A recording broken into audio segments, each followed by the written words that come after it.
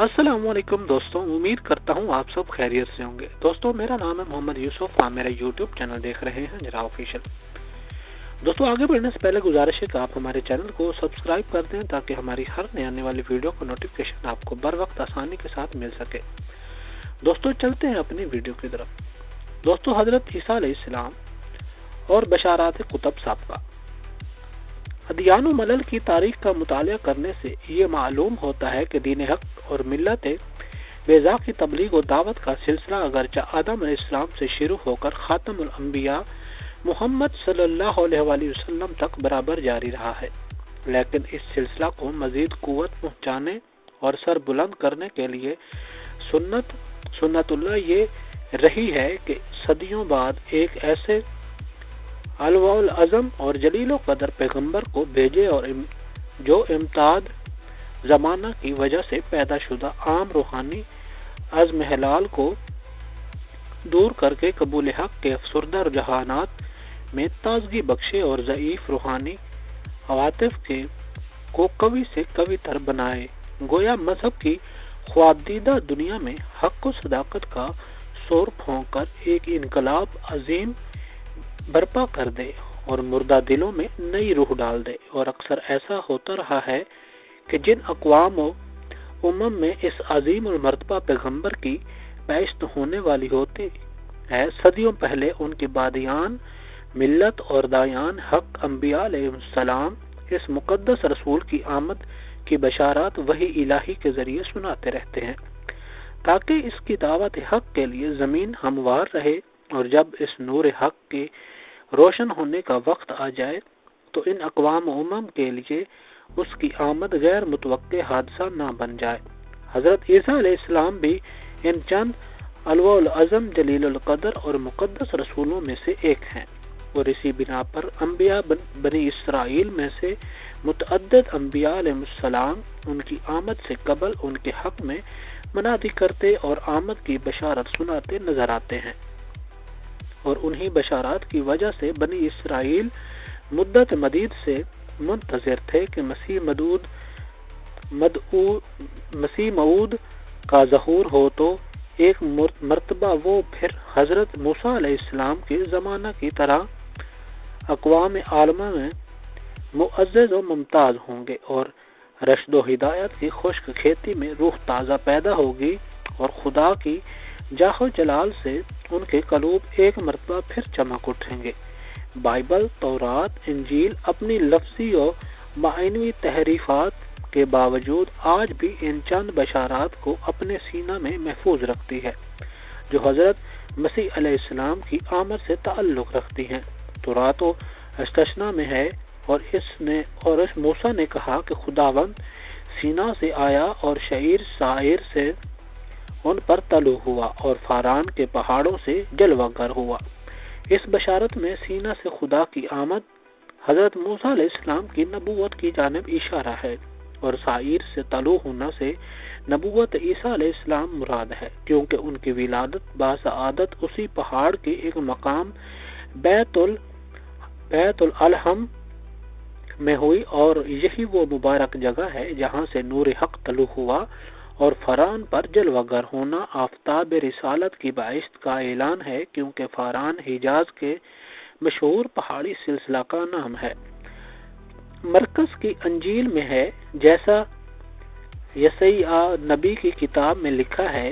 کہ دیکھ میں اپنا پیغمبر تیرے آگے بھیجتا ہوں جو تیری راہ تیار کرے گا۔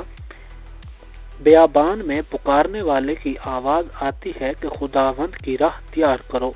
اس کے راستے سیدھے بناؤ۔ اسی بشارت میں پیغمبر سے عیسیٰ علیہ السلام مراد ہیں، اور بیابان سے پکارنے والے حضرت یحییٰ علیہ السلام ہیں جو حضرت عیسیٰ علیہ السلام کے مناد تھے، اور ان کی بعثت سے قبل بنی اسرائیل میں ان کی بعثت و رسالت کا مسردہ جان فضا سناتے تھے۔ اور متی کی انجیل میں ہے، جب یسوع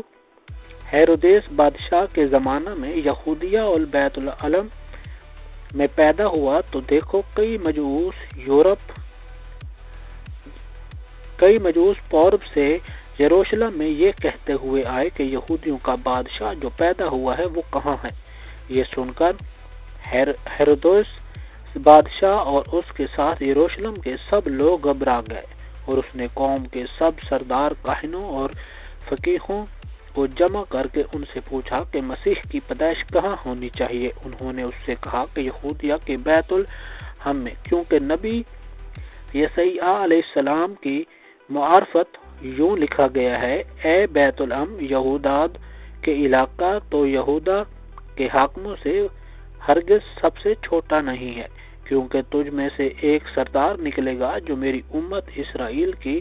گلہبانی کرے گا۔ اور دوسری جگہ ہے: اور جب وہ یروشلم کے نزدیک پہنچے اور زیتون کے پہاڑ پر بیت فگے کے پاس آئے تو یسوع نے 2 شاگردوں کو یہ کہہ کر بھیجا کہ اپنے سامنے کے گاؤں میں جاؤ، وہاں پہنچتے ہی ایک گدھی بندھی ہوئی اور اس کے ساتھ بچہ پاؤ گے، انہیں کھول کر میرے پاس لے آؤ، اور اگر کوئی تم سے کچھ کہے تو کہنا کہ خداوند کو ان کی ضرورت ہے، وہ فی الفور انہیں بھیج دے گا۔ یہ اس لیے ہوا کہ جو نبی کی معرفت کہا گیا تھا وہ پورا ہو کے سیہوں کی بیٹی سے کہو کہ دیکھ، تیرا بادشاہ تیرے پاس آتا ہے، وہ حلیم ہے اور گدھے پر سوار ہے، بلکہ لادو کے بچہ پر۔ اور یوحنا کی انجیل میں ہے: اور یوحنا یحییٰ علیہ السلام کی گواہی یہ ہے کہ جب یہودیوں نے یروشلم سے کاہن اور لاوی سے یہ پوچھنے کو اس کے پاس یحییٰ علیہ السلام کے پاس بھیجے تو کون ہے، تو اس نے اقرار کیا، انکار نہ کیا، بلکہ اقرار کیا کہ میں تو مسیح نہیں ہوں۔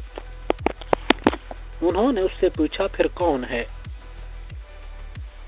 تو اس نے اقرار کیا، انکار نہ کیا، بلکہ اقرار کیا کہ میں تو مسیح ہوں۔ انہوں نے اس سے پوچھا پھر کون ہے، کیا تو ایلیاہ ہے؟ اس نے کہا میں نہیں ہوں۔ کیا تو وہ نبی ہے؟ اس نے جواب دیا نہیں۔ بس انہوں نے اس سے کہا پھر تو ہے کون،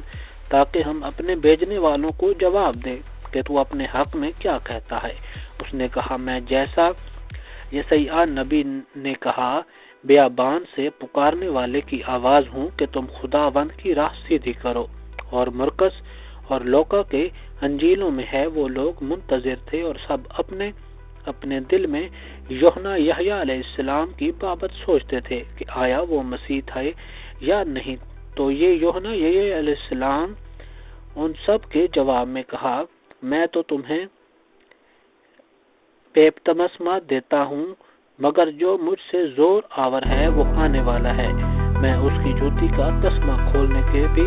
لائق نہیں۔ وہ تمہیں روح القدس بپتسمہ دے گا۔ اور ان ہر 2 بشارات سے یہ بھی معلوم ہوتا ہے کہ یہود اپنی مذہبی روایات کے بنا پر جن اولو العزم پیغمبروں کی باعث سے منتظر تھے، ان میں سے مسیح علیہ السلام بھی تھے۔ اور حضرت یحییٰ علیہ السلام نے ان کو بتایا کہ وہ نہ ایلیاہ ہیں اور نہ نبی اور نہ مسیح، بلکہ مسیح علیہ السلام کی باعث کے مناد اور مبشر ہیں۔ عہد نامہ جدید انجیل میں یوحنا 2